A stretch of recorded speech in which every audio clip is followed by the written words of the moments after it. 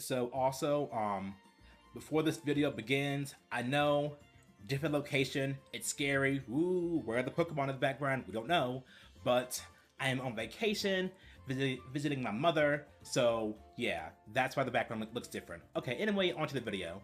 Water-type Pokemon are in trouble, and let me explain.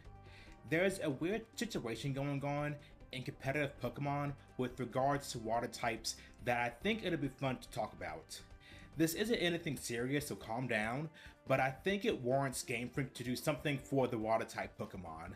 Today, we will look at this situation and how it became an issue in the first place, and maybe even find a solution.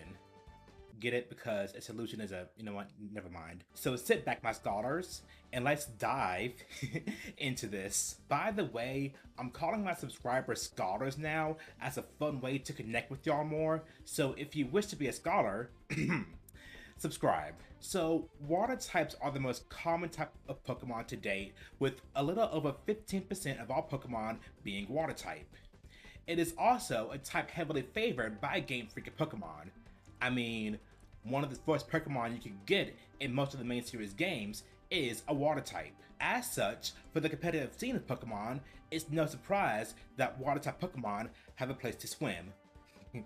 Pokemon like Dondozo, Primarina, Palafin, Gastrodon, and of course Urshifu all have had their time in the sun, or rain, I don't know.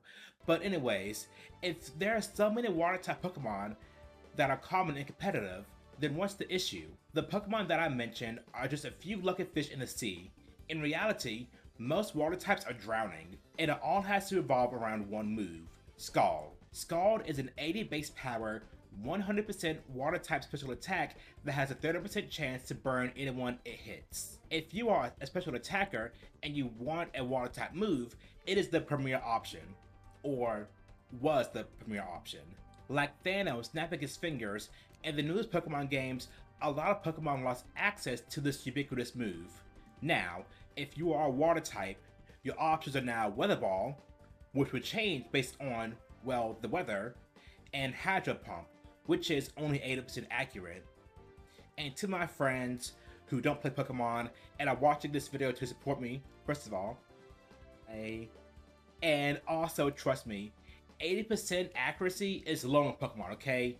Like, even 90% accurate moves give me anxiety, okay? I have lost games off of that accuracy. It is not fun. So this leaves a strange situation for water types who are special attackers, as there isn't really a reliable water type attack that you can use. In fact, all the water type Pokemon that I mentioned earlier are either physical attackers, don't run water type attacks, or have some other workaround. So what are special water type attackers meant to do?